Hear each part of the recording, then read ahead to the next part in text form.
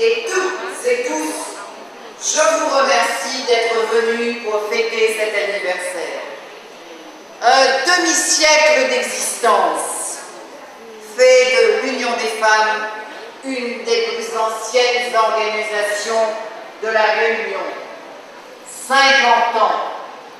50 ans, ce sont bien des images, bien des visages, bien des souvenirs qui se présentent à nous. Le temps viendra où l'on dressera de manière complète et précise l'histoire de notre mouvement. Un demi-siècle. Cela fait beaucoup de combats, avec des succès parfois éclatants et des échecs que nous souhaitons provisoires. Si l'on voulait chercher une ligne directrice à notre activité, on trouverait toujours la défense de la justice et l'effort pour l'égalité. Deuxième action à laquelle nous avons fortement contribué, c'est la parité en politique. C'est en 1993 que pour la première fois nous avons pris position sur le sujet, soit 7 ans avant que la parité ne soit inscrite dans la loi du 6 juin 2000. Ce combat fut particulièrement parsemé d'embûches. Il y eut à vaincre bien des préjugés et beaucoup d'indifférence. Il fallut surmonter l'hostilité plus ou moins consciente des hommes politiques, ou plutôt des hommes politiques. Si rien n'est entièrement gagné, les avancées sont telles qu'elles sont devenues irréversibles. À notre vigilance de le vérifier constamment. Je souhaite pour ma part que l'Union des femmes réunionnaises devienne pour les femmes un vivier de vocation politique. C'est de toutes mes forces que je les aiderai.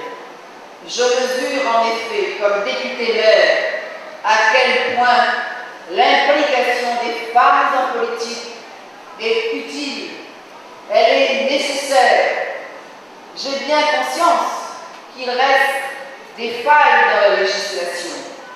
Si peu nombreuses qu'elles soient, elles sont régulièrement exploitées par ceux que le principe de la parité chiffonne encore et par la force d'inertie qui règne sur ce point dans tous les partis. Si vous vous en doutiez, il vous suffirait de jeter un coup d'œil sur la liste des membres des conseils généraux ou de l'Assemblée nationale, c'est-à-dire des institutions où il n'est pas encore impossible de contourner la parité. Chers amis, troisième action dans laquelle l'Union des femmes réunionnaises a joué un rôle de fer de lance, c'est la lutte contre les violences faites aux femmes. La dégradation du pouvoir d'achat rend encore plus urgente la réalisation de l'égalité professionnelle. Nous savons non seulement que l'accès au travail est plus difficile pour les femmes, mais aussi que pour un même travail, leur salaire reste toujours plus faible.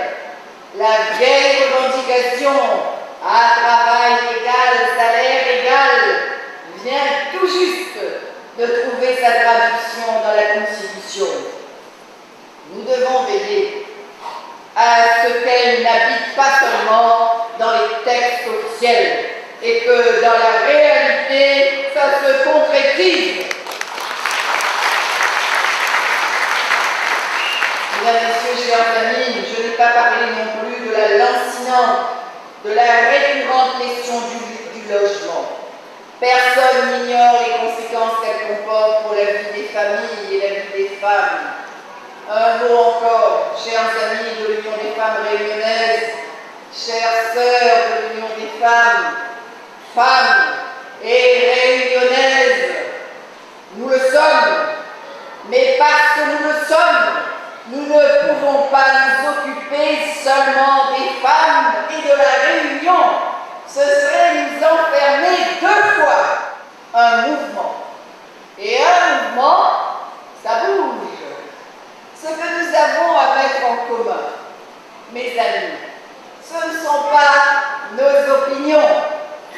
C'est le meilleur de notre générosité, c'est ça que nous avons besoin de mettre en commun. C'est la sérénité que nous laissent en cadeau nos épreuves et nos doutes. C'est notre passion de la vie et des autres. Puisse notre Union des femmes réunionnaises aider à transformer en société chaleureuse la foule solitaire qu'on voudrait faire de nous. Bon anniversaire et longue vie à l'Union des femmes réunionnaises!